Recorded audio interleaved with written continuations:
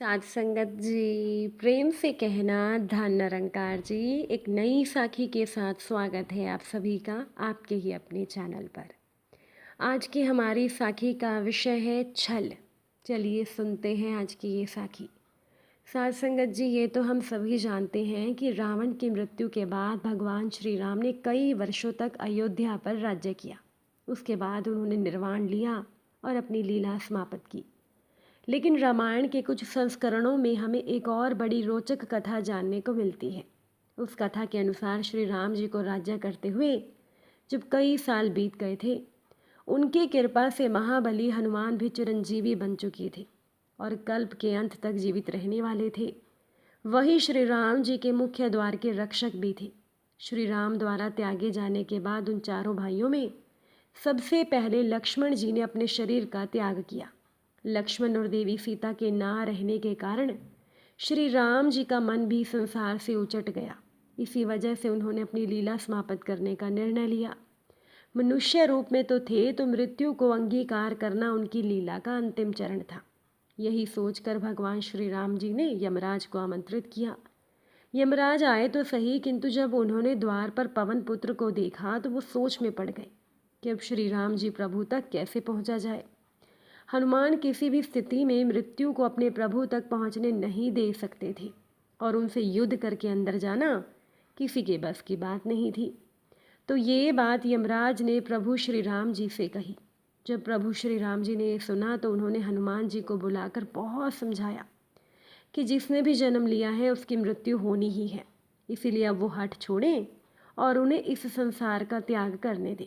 किंतु बजरंग बली ने जब ये सुना कि उनके प्रभु अब इस मृत्यु लोक का त्याग करने वाले हैं, तो हनुमान जी अत्यंत व्याकुल हो गए।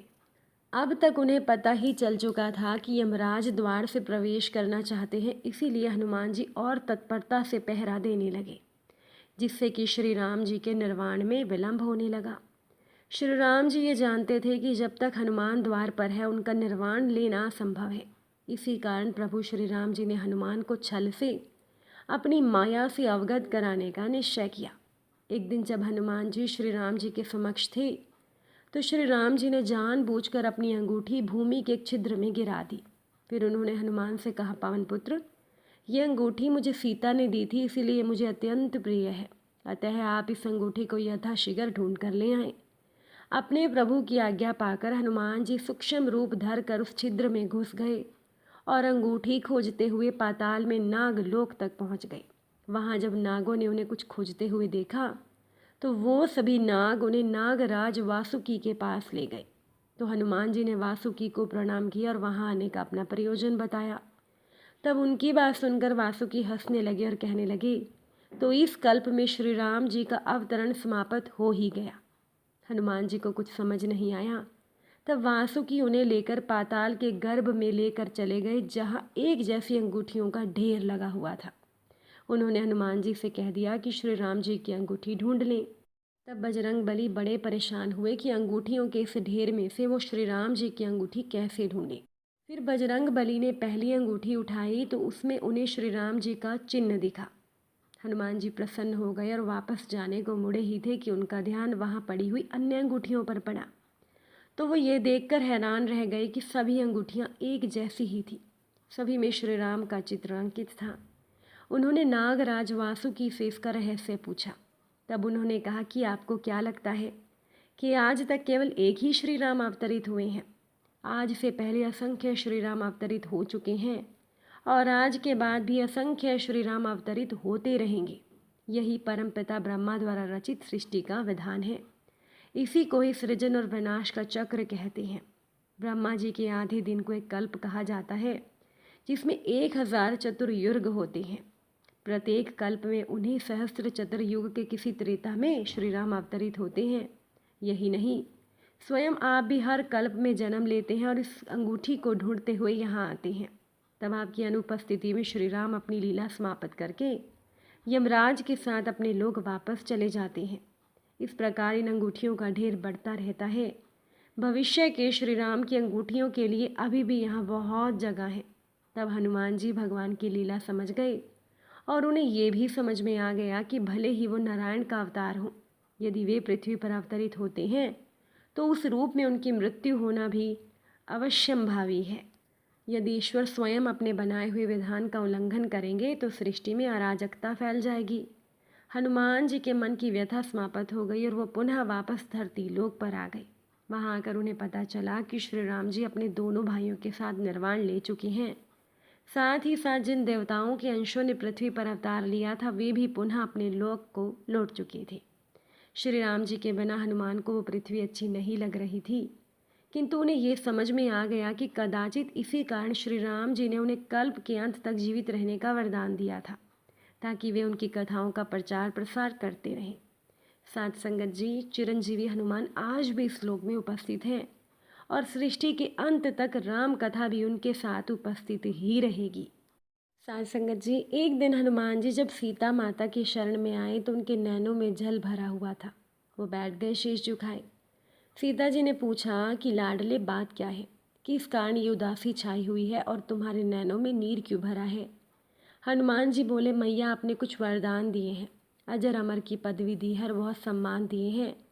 अब मैं उन्हें लौटाने आया हूँ। मुझे अमर पद नहीं चाहिए, दूर रहूँ मैं श्री चरणों से, ऐसा जीवन नहीं चाहिए। तो माँ सीता मुस्कुराकर बोली, बेटा ये क्या बोल रहे हो, अमृत को तो देव भी तरसे, तुम काहे को डोल रहे हो। इतने में प्रभु श्री राम जी आ गए और वो बोले, क्या चर्चा चल रही है माँ बेटे में। तब सीता जी बोली, सुनो नाथ जी, ना जाने क्या हुआ, हनुमान को पदवी अजर अमर लौटाने आया है ये मुझको। राम जी बोले, क्यों बजरंगी, ये क्या लीला नई रचाई, कौन भला छोड़ेगा अमृत की ये अमर कमाई। हनुमान जी रोकर बोले, प्रभु आप साकेत पधार रहे हो, मुझे छोड़कर इस धरती से आप वैकुंठ सिधार रहे हो। आप बिना क्या मेरा जीवन अमृत का विष पीना होगा, तड़प तड़प कर विरह अग्नि में भी जीना भी क्या जीना होगा। हनुमान जी बोले, प्रभु अब आप ही बताओ, आपके बिना मैं यहाँ कैसे रहूँगा। तब इस पर प्रभु श्री राम जी बोले, हनुमान सीता का यह वरदान केवल आपके लिए ही नहीं है, बल्कि ये तो संसार भर के कल्याण के लिए है। तुम यहाँ रहो और संसार का कल्याण करो। मांगो हनुमान, वरदान मांगो। तब इस पर श्री हनुमान जी बोले, जहाँ जहाँ पर आपकी कथा हो, आपका नाम हो, वहाँ वहाँ मैं उपस्थित होकर हमेशा आनंद लिया करूँ। सीता जी बोली, दे दो प्रभु दे दो। तब भगवान राम ने हंसकर कहा, तुम नहीं जानती सीता ये क्या मांग रहा है, ये अनगिनत शरीर मांग रहा है। जितनी जगह मेरा पाठ होगा उसमें उतने शरीर मांग रहा है। तब सीता जी बोली, तो दे दो, फिर क्या हुआ, आपका लाडला है। तब इस पर प्रभु श्री राम जी बोले, तुम्हारी इच्छा पूर्ण होगी, वहाँ विराजोगे बजरंगी, जहाँ हमारी चर्चा होगी। कथा जहाँ पर राम की होगी वहाँ ये राम दुलारा होगा, जहाँ हमारा चिंतन होगा वहाँ पर जिक्र तुम्हारा होगा। कलयुग में मुझसे भी ज़्यादा पूजा हो हनुमान तुम्हारी, जो कोई तुम्हारी शरण में आए भक्ति उसको मिले हमारी। मेरे हर मंदिर की शोभा बनकर आप विराजोगे, मेरे नाम का सुमिरन करके सुध बुध खोकर नाचोगे। नाच उठे ये सुन बजरंगी, चरणन शीश नवाया, दुख हरता सुख करता प्रभु का, प्यारा नाम ये गाया। साथ संगत जी, अगर आज की ये साखी आपको अच्छी लगी हो, वीडियो को लाइक शेयर ज़रूर कर दीजिएगा। आप सभी से फिर मुलाकात होगी नई साखी के साथ। साथ संगत जी, प्यार से कहना, धन निरंकार।